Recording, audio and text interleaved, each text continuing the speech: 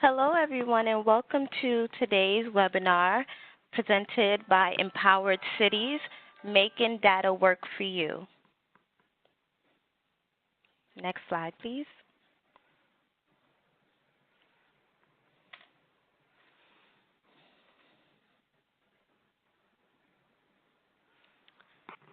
The audio for today's webinar is being broadcast through your computer. Please make sure your speakers are turned on or your headphones are plugged in.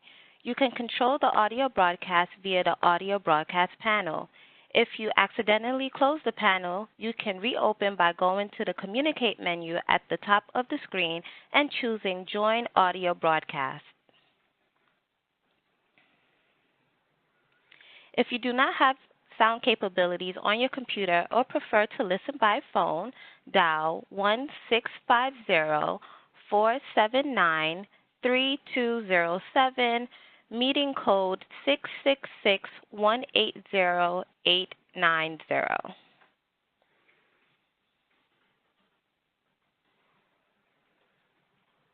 Real-time captioning is provided during this webinar. The captions can be found in the Media Viewer panel, which appears in the lower right corner of the webinar platform.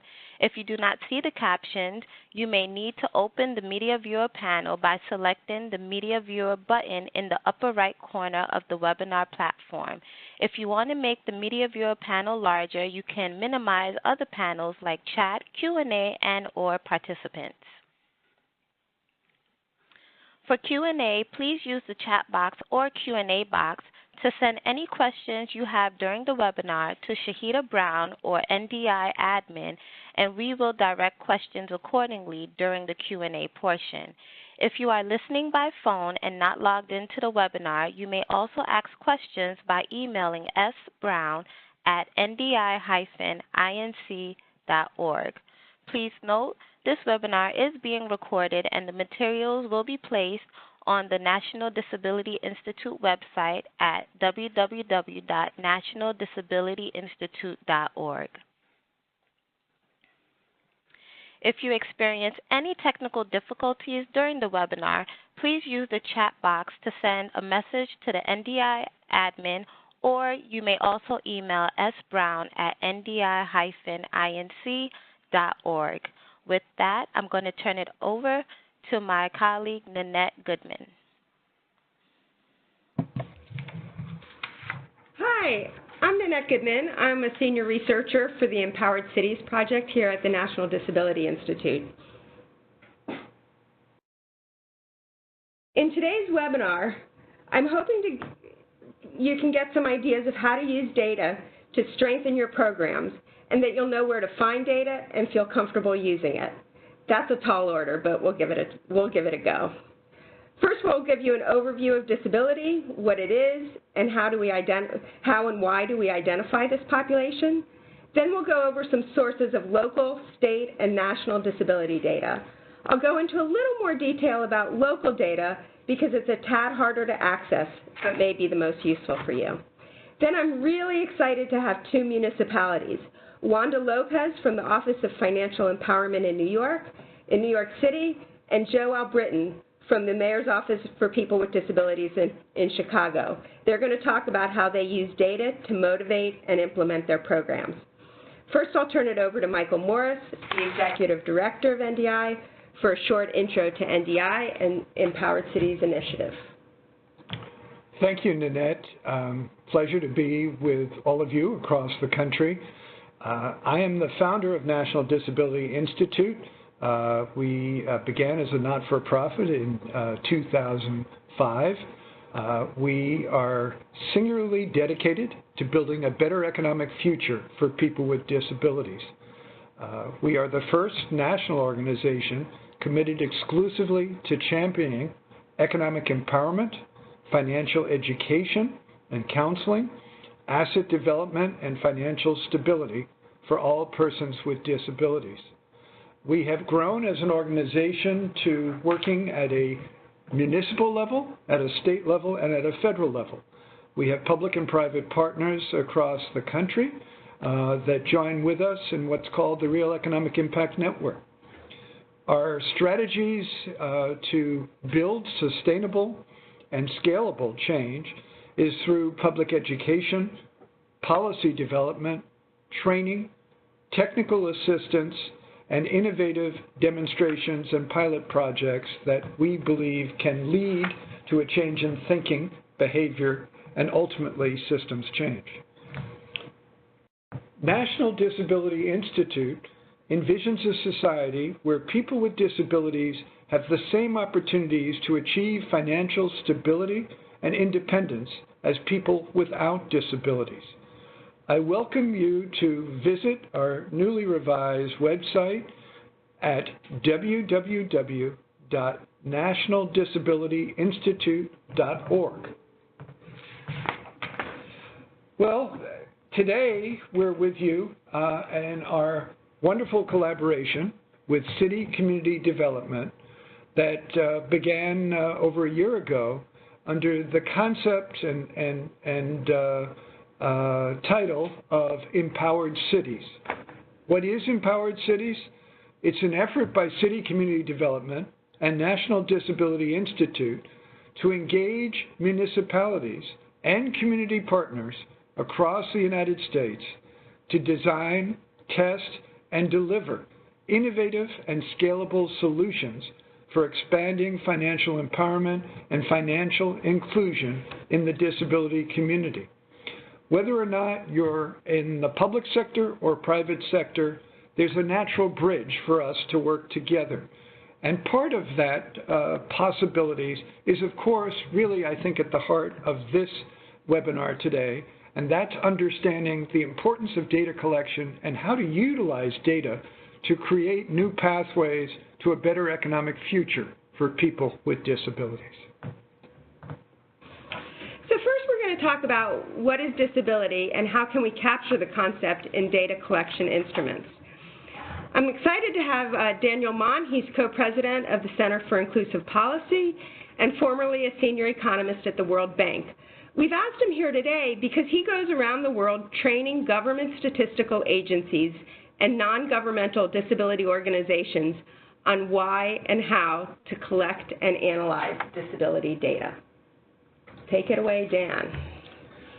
Hello, everyone. Well, disability is a complicated concept, and often people use the same word, disability, to mean different things. So to really talk about disability, to collect data about disability, to set disability policy, we have to be on the same page as what we mean when we say that word and in what context.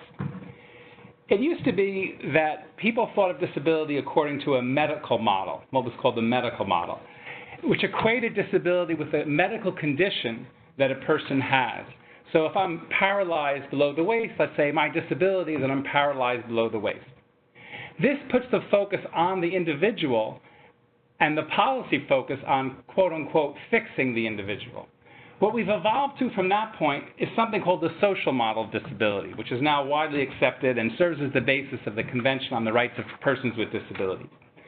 That says that disability really emerges from the interaction between a person's condition or impairment and barriers in the environment. If we think of disability as not being able to participate fully in society, what creates that disability is not just that a person, let's say, is paralyzed below the waist, but they also don't have access to wheelchairs. They live in an environment where there's discrimination against them. They live in an environment without curb cuts, without accessible environments, accessible physical structures. And it's the combination of those two things that create disability. And it's a very important way of thinking of things, because what it means is policy is not just to be focused on the individual and quote unquote fixing them, but policy should be focused on making an environment, the service environment, as universally accessible as possible. So why are we interested in identifying people with disabilities in relation to the financial capabilities? What we're interested in is identifying those people who are at risk of not being able to participate in the financial community, in financial services, because of this potential interaction between the conditions that they might have and barriers in the environment. Because all people have the right to fully participate in society, and that includes fully participating in the financial mainstream. So we want to be able to identify these people to monitor the extent to which they may lack access. The individual experience of disability really varies. Disability is a very heterogeneous bucket. It's not really true that there are two kinds of people in the world, those with disabilities and those without disabilities. Functioning exists on a continuum, and where we draw the line separating who has and who doesn't have a disability depends on the purpose of drawing that line. So talking about the continuum, sticking with the example of mobility issues, there are people who can't stand up. There are people who can stand up and can't take a step. There are people who can take a few steps. People who walk around their home, but they can't walk around the community. There's people who can run marathons, right? So where do I draw the line, say this person has a disability and this person doesn't? Depends on the purpose. So for example, if my program is to provide pensions that provide wage replacement for unable to work, my line of where disability comes in might be at a fairly significant level of limitation.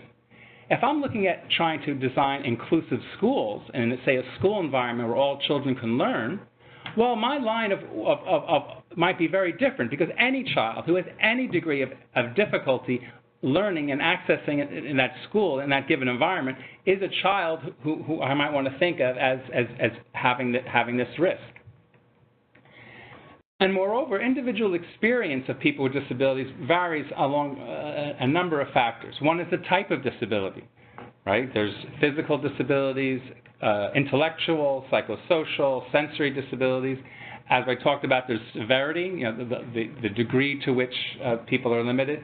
Age of onset is also very important. If someone has an onset of disability at age 12, might have a very different impact on their life than if that onset occurs at the age of 72.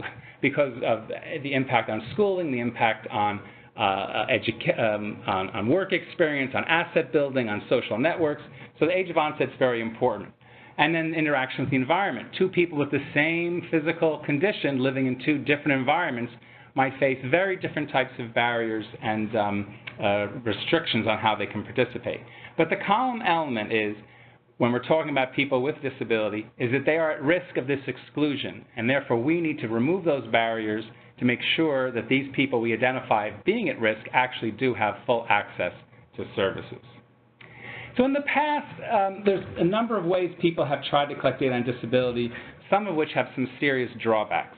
The most common question that has been used in the past is simply asking people, do you have a disability, yes or no? This greatly under-identifies people with disabilities. Matter of fact, in some countries I've been in, if you ask this question, you get a 2% rate of disability. If you ask questions that get at, like I'll talk about in a few minutes, you get rates of 10 to 15%. Greatly under-identifies people. One reason is because of stigma. The word disability to some people, there's a certain amount of shame associated with it. Another reason is when people hear the word disability, they tend to think of very severe conditions. They say, oh yeah, I might have some difficulty seeing, but I'm not disabled, because to be disabled I'd have to be totally blind, let's say. So what happens is we miss people with mild or even moderate conditions that might influence their ability to participate. It also tends to exclude elderly people.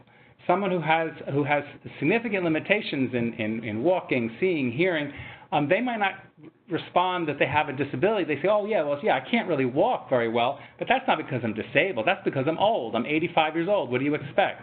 But from our point of view, even if age is the cause of the disability, the person still has a disability. They're still at risk of not being able to participate, right? Because that's the population we're trying to get at. For whatever reason, whatever cause, we don't really care about the cause. What we care about is that they have some activity limitation which puts them at risk of not being able to participate. Another problem with the do you have a disability question is it doesn't tell you anything about the type of disability, right? It could be that in a certain environment there are not very many barriers to people with vision difficulties, and there are a lot of barriers to people with hearing difficulties. Well, if I put them all in the same group, people who have disabilities, I'm not able to tease out which barriers are affecting which type of people the most. So do you have a disability is not a good question. A second thing that people then try to do is say, do you have, and then list a whole bunch of medical conditions. Do you have cerebral palsy? Are you autistic? Do you have epilepsy, et cetera, et cetera? This also under-identifies people with disability. First of all, it's impossible to have a complete list of conditions. There's so many. Second, not everyone with a functional limitation knows their diagnosis. As a matter of fact, the less educated you are, the less interaction you have with the healthcare services, the less likely you are to know your diagnosis. So not only do we have missing data, we have biased data. And also there's great variance among people with the same diagnosis. I might have two people with cerebral palsy. One of them can come into the room where I'm in and walk in on her own power, sit down, talk to me. I can understand what she says. You know, she might have some little difficulty doing one thing or another, but doesn't have a lot of limitations. Another person with the same exact diagnosis may not be able to walk, speak, or even feed themselves. So just saying I have cerebral palsy or saying I am autistic doesn't give me the information I need to know how that person is at risk for not being able to participate. Next slide. So the 6 questions that are asked on most government and most large surveys in the United States focus not on what a person has and doesn't mention the word disability. It focuses on what the person can do, because that's what's important, right? We want to know what activities people have difficulty doing, because those are the areas where barriers might prevent them from being able to participate. So the questions are, do you have serious difficulty hearing? There's one on visual disability, cognitive, that deals with issues like concentrating, remembering, making decisions, ambulatory disabilities, you have difficulty walking, self-care, and just asking questions about independent living, whether because of a physical, mental, or emotional condition, they have difficulty doing errands alone, like visiting a doctor's office or shopping. And we don't care about the cause. We care about whether the person has these difficulties. Next slide. Now, there are limitations to these questions.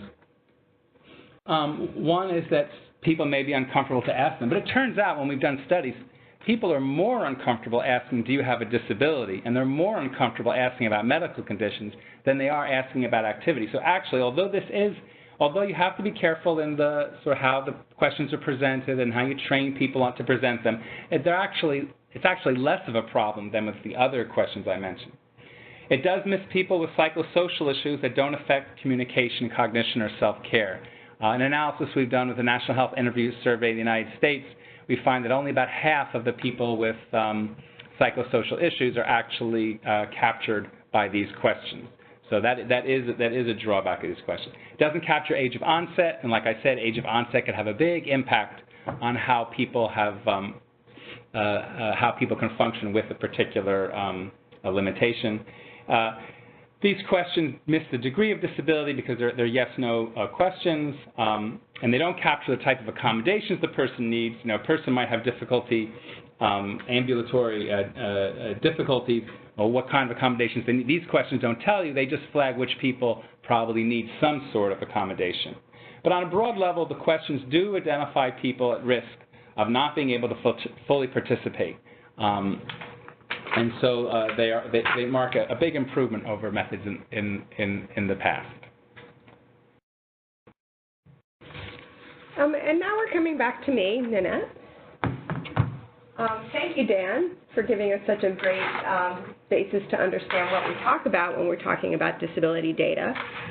And data can be used in your program at 3 distinct times for different purposes. First, you may want to use local area data to identify the number of people in your area and their economic status. It might be really powerful to be able to say 14% of the city's population, or 172,000 people, or whatever, has a disability, and they're twice as likely to live in poverty as those without disabilities. This can be pretty compelling for policymakers. You can also use data to develop your program. We'll see that there's national data available that point to disparities between people with and without disabilities in their use of banking products, in their ability to make ends meet, in their financial capability. And we'll see how Chicago brought these issues to the local level. You can also use local area data to target your program, and we'll see how both New York and Chicago did this. In the end, you'll need data to monitor and evaluate your program. We'll touch on this in the end, but data for monitoring and evaluation is really a whole other ballgame, which we can discuss in another forum if there's adequate interest. And I have to say, this is my first plug to have you fill out the survey at the end of the webinar.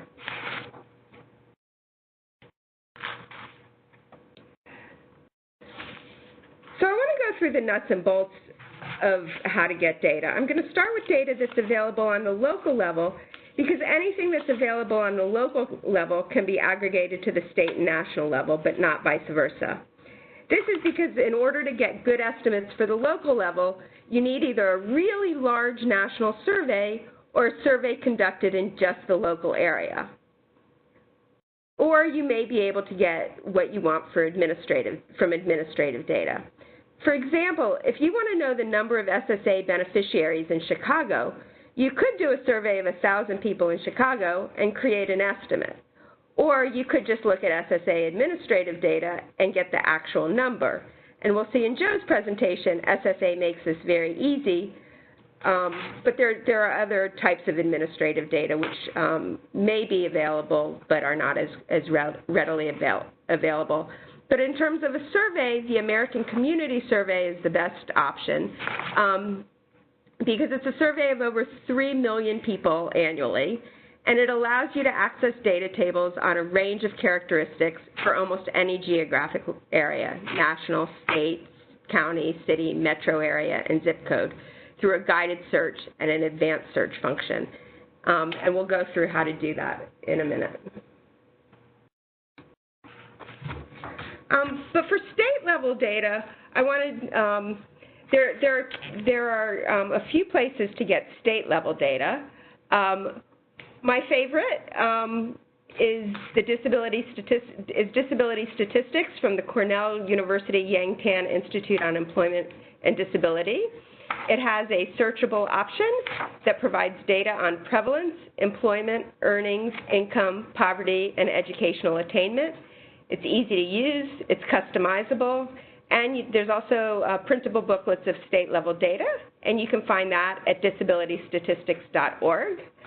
Prosperity Now has a really cool option at scorecard.prosperitynow.org that provides some financial capability data for each state.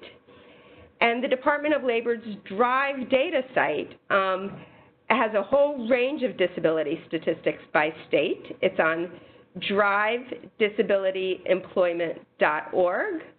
It's really geared toward employment data, but it's worth a look to see what kind of data is available out there that might be useful to you. And on a national level, I want to do a plug for our own products. NDI has analyzed 2 databases to look at financial issues facing people with disabilities. The first is the FINRA Foundation National Financial Capability Study.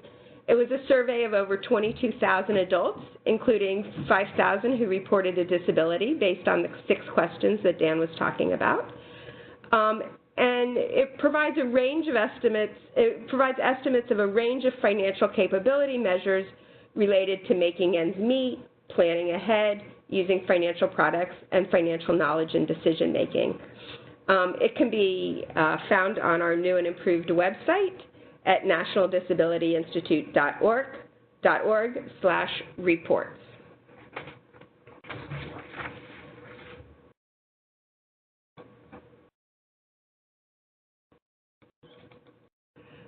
The other database that we've mined is the FDI survey of unbanked and underbanked households. This report points to the disparity in the use of banks between households with and without disabilities. Our report is based on 2015 data, but the 2017 data has been released. We're putting out another report in the spring, but until then you can get some great disability data in the appendix to FDIC report. So you can find our report at nationaldisabilityinstitute.org/reports, and you can go to the appendix of the FDIC report at fdic.gov/household survey. But I really want to get down to brass tacks for just a second and go back to how to get local area data from the American Community Survey. There's a really nifty video on our new and improved website, which I've mentioned a few times, that I'll give you a link to after I go through this. But I really encourage you to download your local area data from the ACS. It's a lot of fun. And in order to do that, you just go to factfinder.census.gov, go to Advanced Search, and then you'll see two boxes, one that asks you what kind of table you want, and one that asks you for the geographic area. Type in S1811, selected economic characteristics of the civilian non-institutionalized population by disability status, and then choose your geographic area. Again, you can choose a state, county, or metropolitan statistical area. So my two favorite tables are S1811 and also S1810, which is disability characteristics by age, race, and sex. Once you click on those, you'll see a whole list of tables.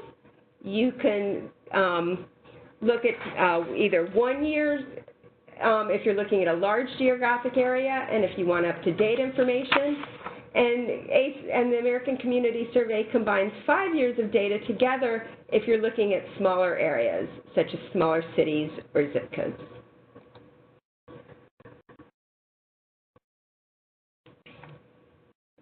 So the S1811 shows the prevalence, the employment status, educational attainment, earnings, and poverty status, but it's not available for some small geographies, so you might need to use S1810 for that. But like I said, there's a really nifty video on our website at nationaldisabilityinstitute.org/events/EC Making Data Work for You, with a dash in between each of those. But if you just go to nationaldisability.org and go to the event for this page, for this event, the events page for this event, you'll see the link. And now I want to turn it over to Wanda Lopez to talk about how she used the local area data from the American Community Survey that I just talked about, combined with some other data, to develop Empowered New York City, a one-on-one counseling program for people with disabilities in New York City. She's the Assistant Director of Special Projects at the New York City Office of Financial Empowerment. Take it away, Wanda. Thank you so much, Nanette. I really appreciate the time to share with you our experiences with the data. So I wanted to start off by saying that the New York City Department of Consumer Affairs is celebrating its 50th anniversary. We're the Big 5-0 this year, and it's tasked to protect and enhance the daily economic lives of New Yorkers to create thriving communities. And it does that by licensing more than 81,000 businesses in over 50 industries and enforces consumer protection, licensing, and workplace laws. Within this department, we have the Office of Financial Empowerment, which has the biggest program is the Financial Empowerment Centers, where we oversee over 20 sites where we provide free financial counseling, one-on-one. There's no income limits. And we've been doing that since 2008, and we've served over 50,000 customers. In addition to overseeing a collaboration for free tax prep in over 200 sites each year as well. So it made sense that we be part of this wonderful partnership to bring Empowered NYC into the city. And so Empowered NYC is this groundbreaking partnership that is improving financial stability for New Yorkers with disabilities and their families. And I stress and their families because we want to make sure that we include that circle of trust that is a part of that person's financial making decisions. And so the two key components that we're involved in is the financial counseling piece, which has the specialized training so that they have a better understanding of how to navigate the benefits and how to incorporate that into all their financial planning work. Where they are seasoned counselors, and this additional training has really just made them excited about doing this work. And then the Empowerment ED, which is the free webinar series that we have pretty much every second Tuesday of the month for 1 hour. It's led by NDI, and it's wonderful because the whole idea is really to make sure that we're consistently getting the same information and accurate information across to service providers. And so those two things are happening. We have these wonderful strategic partners. Of course, we're leading it with here at the Department of Consumer Affairs Office of Financial Empowerment, but in partnership with the Mayor's Office for People with Disabilities here in New York City. Great partners. Of course, NDI and City Community Development, Poses Family Foundation. And then we have this board, this advisory board that consists of municipal office representatives, disability service providers, and other great minds coming around the table to give us some advice and help move the initiative forward. With that, I wanted to dive into why this was so important to me. I had come to New York and started this job in May, so I needed to get very familiar very quickly with New York City and all that already was maybe foundational for my colleagues. So this report that NDI produced, kind of a community needs assessment, and the map was, for me, critical to really hit the ground running and understand where services were. And so the maps provided information on where the subways were, where the colleges were, the CUNY colleges, city universities of New York, all the public housing. And of course, we were able to zero in on the percentage of people with disabilities or those that collect SSDI.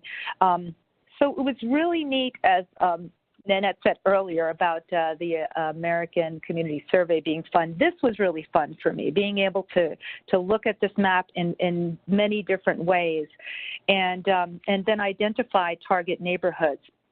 And as was pointed out earlier by Dr. Mott, I was thinking the doctors have that mantra, first do no harm. I was thinking first eliminate barriers. What can we do to eliminate barriers? And so it was looking for new friends, host sites in these target neighborhoods and then work backwards because for us, of the 5 boroughs, for those that know in New York City, Manhattan has a concentration of services and programs, and then the other 4 boroughs vary in that level of service and programs and accessibility with our subway systems. So it was really powerful to use that map. And then what we did, and Nanette was so accommodating, was we kept giving her new data, like, can we plot this? And we had a wonderful partnership with the Department of Social Services, who took our target neighborhoods. We gave them a list of zip codes that we had zeroed in on. And for New York, we were looking in the 5 boroughs, Brooklyn, Manhattan, Bronx, Queens, Staten Island. We zeroed in on some communities like Williamsburg, Cypress Hill, Brownsville, Chinatown, East Harlem, South Bronx, Corona, Far Rockaway, and a couple of neighborhoods in Staten Island. We even had it down to the zip codes. And so then the Department of Social Services did a query in that database and gave us a list of community-based organizations in those zip codes. And we asked Nanette, let's plop those down and see what we can do. And then we sat down with our Department of External Affairs group, who has a lot of relationships, to kind of just assess, who should we approach and who has the relationship with what organizations here, so we can hopefully make this work. And we started reaching out and trying to form these relationships, focusing a lot on libraries, which of course are open to the public, and then the CUNY campuses, city universities of New York, large population of young people and future workforce. We definitely wanted to connect with those. And then community-based organizations to hopefully align ourselves in a way that would make for easy referrals as part of the wraparound services. If they could seamlessly integrate us on site, it would be great for the folks coming to that particular site for other services and be available to provide the financial counseling. So that has been really great to work with, and we also were being very mindful of, as we pick sites, what's the nearest subway, and is it an accessible subway? So there's a lot of thought going into this and a lot of feedback I'm going to be sharing with Nanette afterwards. So, and then on top of that, we had the community input sessions. I think I was going to share a little bit about that. These were also, we had one in each borough, and we purposely started with Staten Island, which was very happy that we had started there first. Again, you know, a lot happens in Manhattan, and so we wanted to try to do things a little different. And so we started in the borough that tends to not be thought of first, and so they were really ecstatic about that. And the goal was really just to have a conversation with the community, get community input, what they thought this was, what this needed to be, what we needed to be thoughtful and mindful of as we developed the program. And you know, one session which really stood out for me, you know, had a large population of deaf and hard of hearing community members, and they had such an intense discussion. I think Nanette was part of that small group. We broke up into small groups, and we just got a lot of feedback, and I thought that was really powerful that you know, we were having conversations in every fashion. And one of the quotes I like most from the brief that we put together was, quote, "The only difference between the population of people with disabilities and those without disabilities is the disability itself," meaning that everyone has the same needs, desires, and issues, and that should be remembered by counselors providing services to people with disabilities. And so it was like, sure, that makes sense, but some folks needed to hear that. And I think it does promote buy-in, not only from within the organizations involved in the project, but then, you know, the community coming together and feeling a part of creating something new, and that their voices are being heard and their input is being heard and incorporated.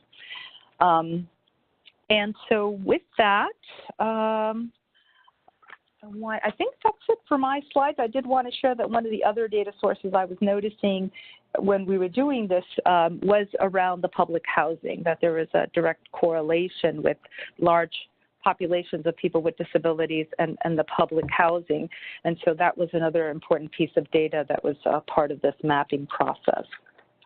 And with that, I think we're going over to Joe. Yeah, I'm going to pop in. This is Nanette again. Thank you so much, Wanda. That was great. And I want to introduce Joe Albritton. He's the Deputy Commissioner of the Mayor's Office of People with Disabilities in the city of Chicago. And he's done some really interesting things with data. So take it away, Joe.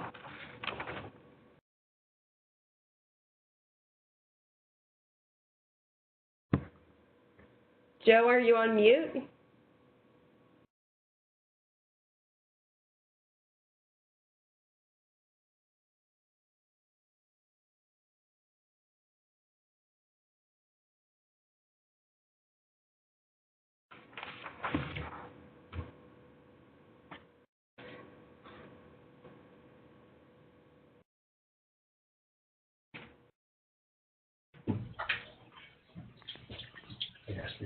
Hello, Joe. Hello? Okay. All right. Yeah. Can you hear us? Joe. Can Yes, you hear us? I can hear you. Yeah. Yes. All right, sorry about that delay. Thank you very much. I just wanted to start off by saying that when Wanda was making her great presentation, I was frantically taking notes here, so I appreciate that very much. When I talk about the wellness, the financial wellness for Chicagoans with disabilities, I would have to say that the seed was really planted in the fall of 2016 when NDI came to Chicago and we had a financial inclusion summit. And there were a lot of recommendations that came about from that summit that gave us ideas on how we should bring the disability community together to look at these issues. Thus, we formed the Financial Advisory Council for the Empowerment of People with Disabilities, which I will be referring to as FACE throughout my presentation. FACE was a partnership between our office, the Mayor's Office for People with Disabilities, and the City Treasurer's Office. So the co-chairs of FACE is Commissioner Karen Tamley at MOPD and the City Treasurer Kurt Summers. and we brought together a lot of representatives, both federal and state, and some local community-based organizations to look at the barriers faced by people with disabilities when it comes to financial inclusion. An example you'll see on the slide, we have the FDIC, Federal Reserve Bank, Social Security Administration, Illinois Department of Rehabilitation Services, Illinois ABLE accounts. That representative basically is there on behalf of the state treasurer's office. It's also worth mentioning Access Living, which is a well-known agency here in the city, that independent living center. Chicago Public Schools, Office of Diverse Learners, City Colleges of Chicago. So many entities have came together to move the needle forward with FACE. And I do want to point out here that we strategically, in the very beginning, did not include banks. That's for a couple of reasons. Number one, who do you bring to the table for the banks? Obviously, there's several in the city of Chicago, so it was hard to pick one without offending the other and that type of thing. And plus, when you're talking about barriers having to do with financial institutions faced by people with disabilities, you might not get some the answers you're looking for if you have banks sitting there at the table in the beginning stages. And I'll talk later about how we are bringing banks to the table in year 2.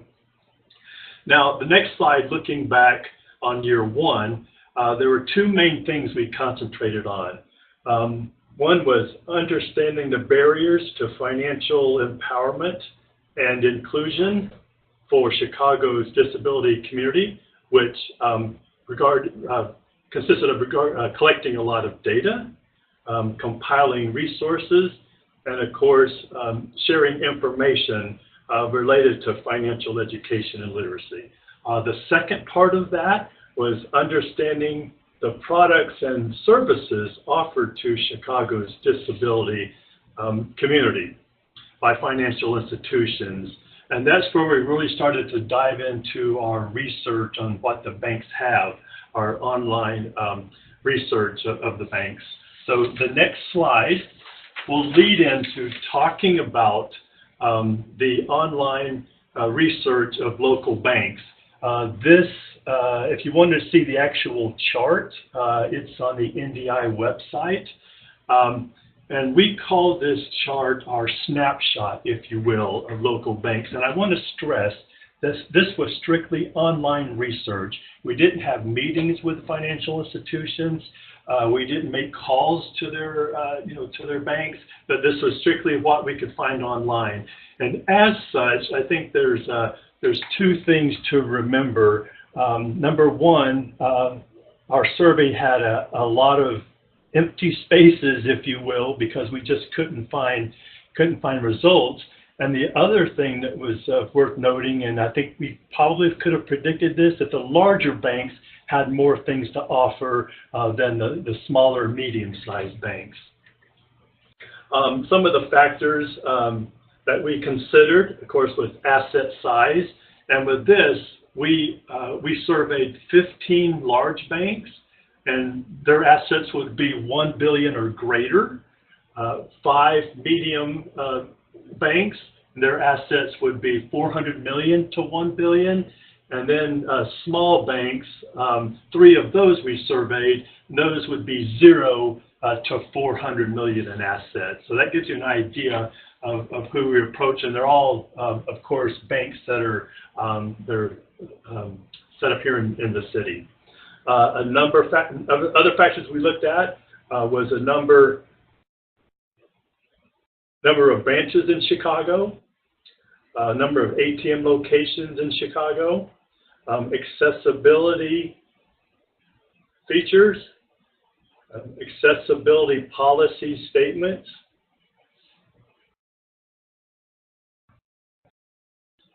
products designed for people with disabilities,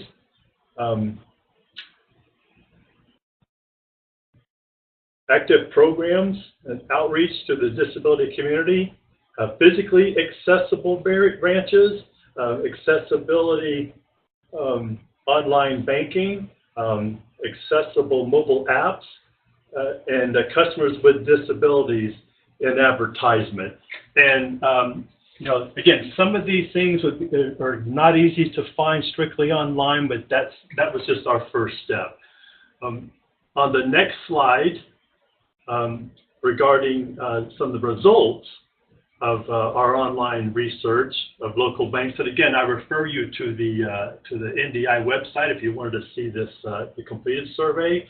But 60% of big banks surveyed post information on their website about bank accessibility and/or active programs with the disability community.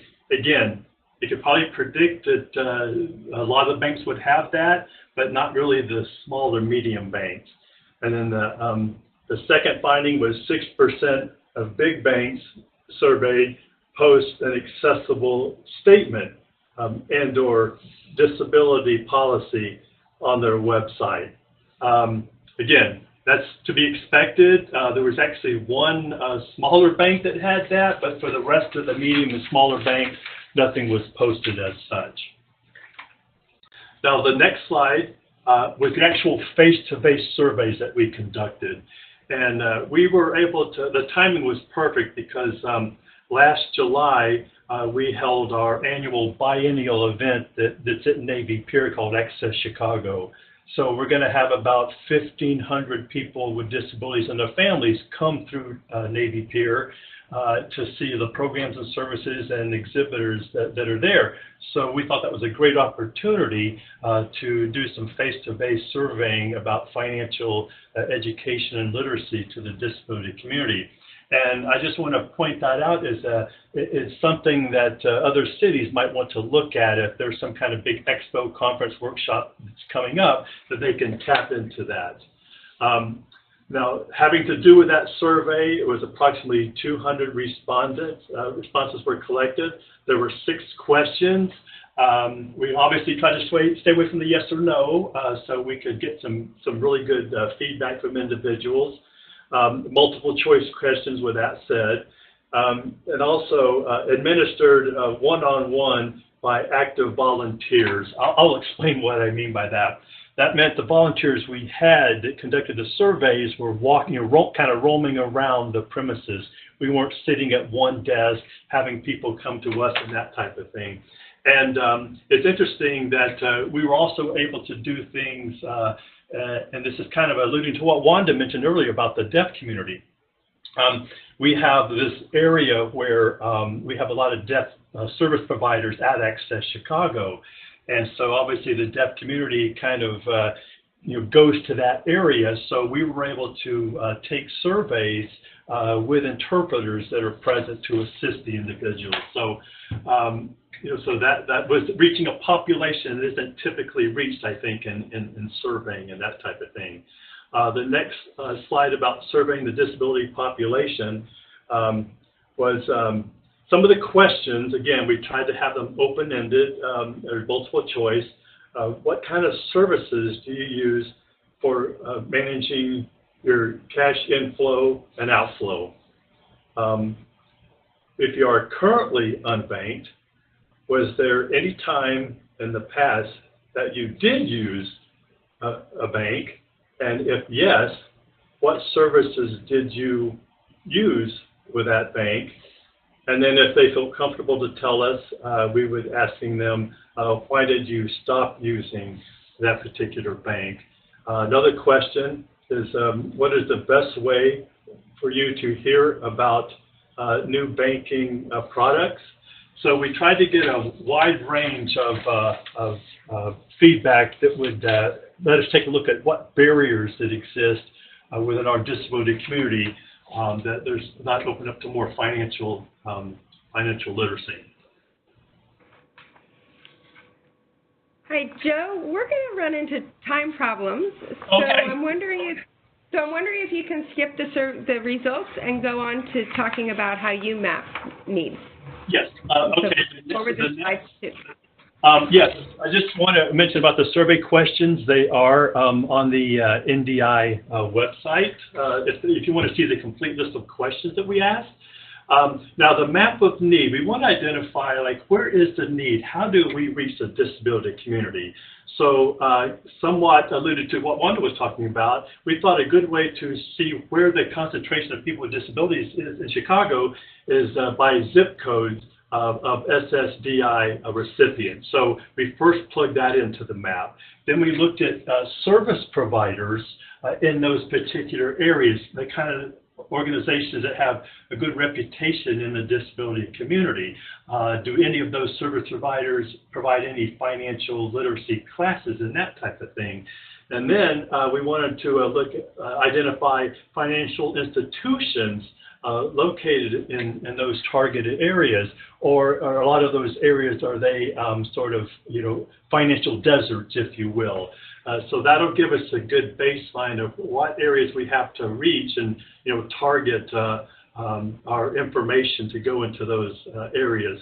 And also, as a side note, we started tracking in those areas currency exchanges because we would rather have people rely on, banking, going into their local banks and that type of thing, more so than necessarily going to currency exchanges. Now, moving into year 2 next steps, we have 2 subcommittees that have been formed. We have a banking access subcommittee, which will start that conversation between our council and banks. And then also we have a resource and engagement committee, and you'll see in a minute some of the things we're doing with them. Again, going into year 2, engaging with and building model financial institutions. This is where we're going to have hold an initial meeting with financial institutions.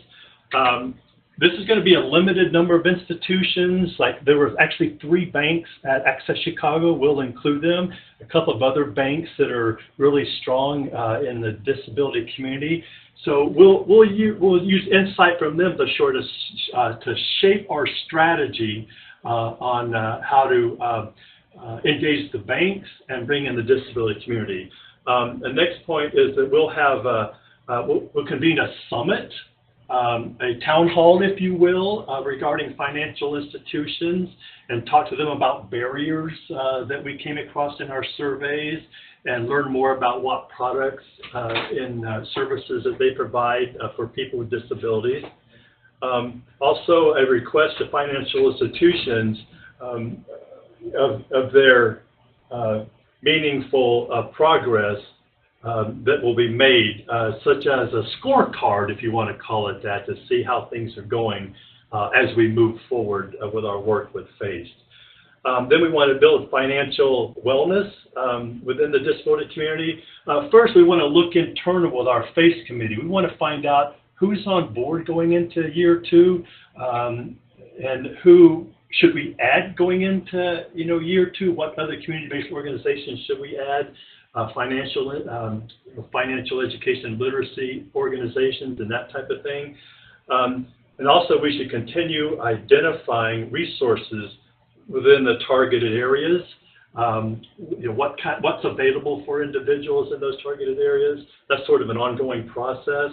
Then we'll design a financial literacy and education curriculum to present in those targeted areas, such as putting together something along the lines of what Money Smart has.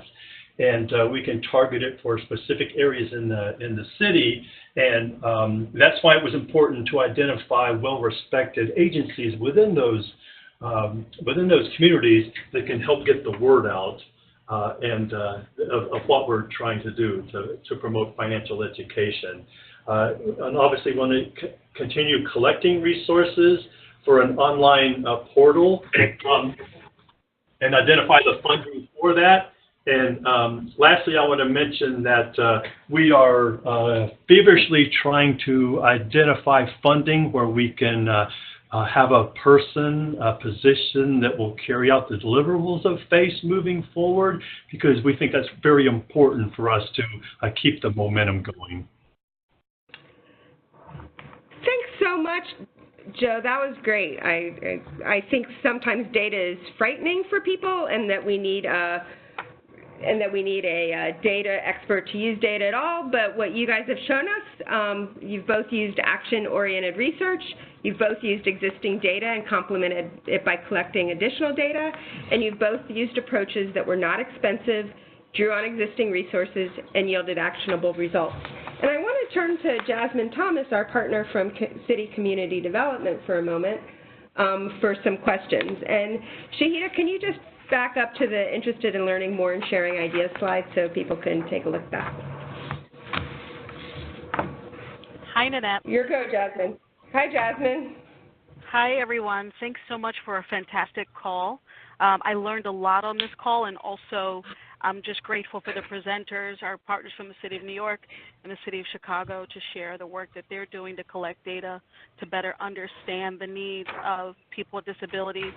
And I had a few questions, but in the interest of time, I'll just ask one.